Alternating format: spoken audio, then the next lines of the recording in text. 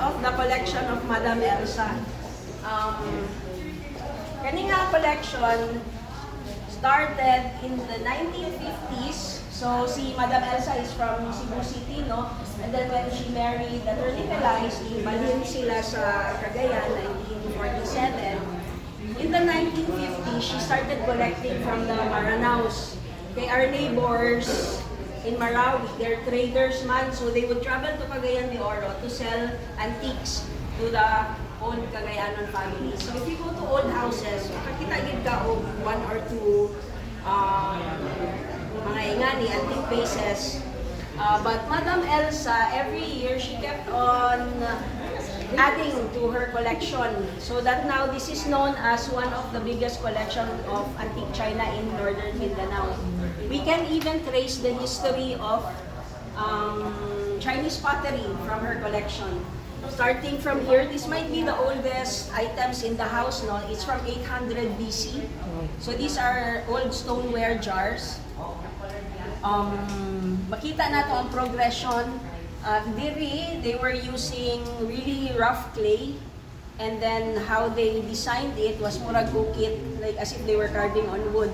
Tapos in the 12th century, in the Song dynasty, they started using white clay and then green clay. So muning celadon ware, muning white ware.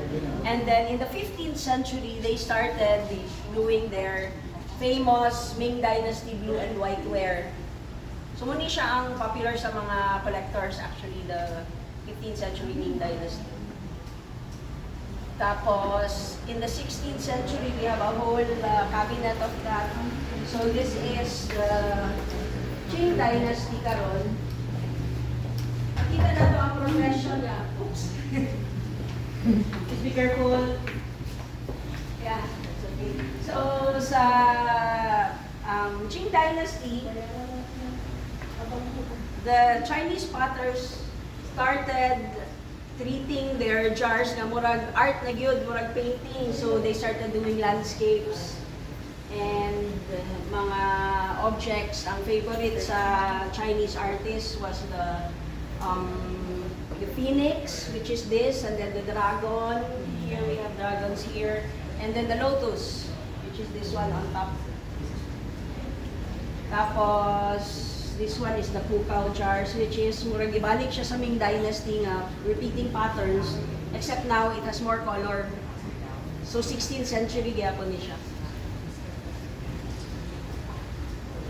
And hardwood furniture collection, so it's scattered all over the house. But this one is from Bohol. So kung walanon ka, then makita nimo ni, you will really kanang identify nga Bohol ni siya nga product. So we have Nara, and then this is sola pieza, which means it's one piece from a tree. And then sa upos, walay and then sa upos we have our very proficient na mga do not touch man de. wood carvers.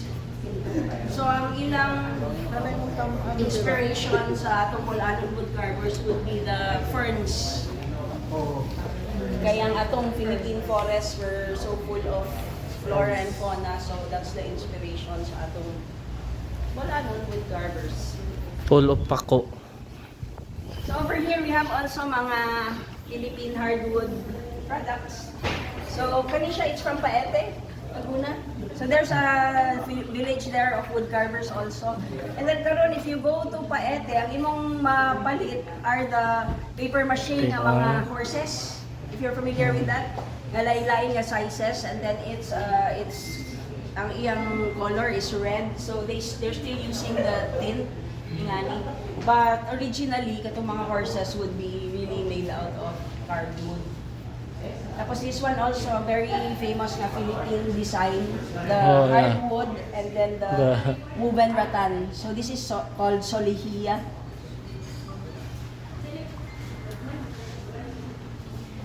Over here, we have our collection of kini mga dinnerware, glassware. This is from wedding gifts throughout the years. I think 3 weddings na donate nila sa museum for the enjoyment of our visitors. So now we are in the dining room. Over here na atay family gallery. So the pictures of the family to get to know more about again the museum. Ma'am, kung sa'yo palisi sa museum, bisa mo mapit. Isa ang husband ni Si Doña Paz. That is the Neri side. Doña Paz. Dito ang picture. So that was Belais. This is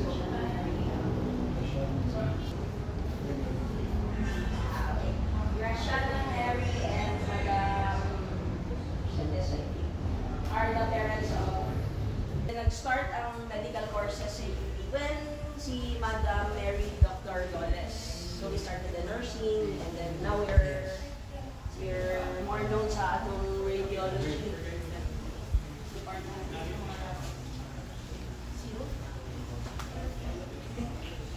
So let's move on to the dining room. So kani siya ang dining room set that was really used by the family. So nag-start ang La Castilla as a summer residence, no? Pero in 1976, there was an earthquake in Cagayan de Oro, a very strong, intensity 6 yata. So the family decided to move here. So nahimog ni siya ang permanent home nila from 76 up to the 80s and early 90s. And this was the dining table that they used. So it's an 8-seater, and as you can see, it's also a sola pieza. So this is a Grabe, bigger tree. This is a bigger narang. And then, funny siya, this was imported from either Manila or Cebu. Kaya this was a gift man from the father of Madam Elsa. Pero the chairs are from Cagayan. So nasa tayo mga popular nga furniture shops around Cagayan de Oro. We also had our own craftsmen in Cagayan. And then this one, gani ma-pretzel shape. This is very hard to do man di ay. And then there were only 2 carpenters who could do this, father and son. And then the son recently died now, tigulang na kayo. So wala na gahimo ginani. And also, we don't also have the wood anymore kay Bawal na. bawal na mag-cut. Kay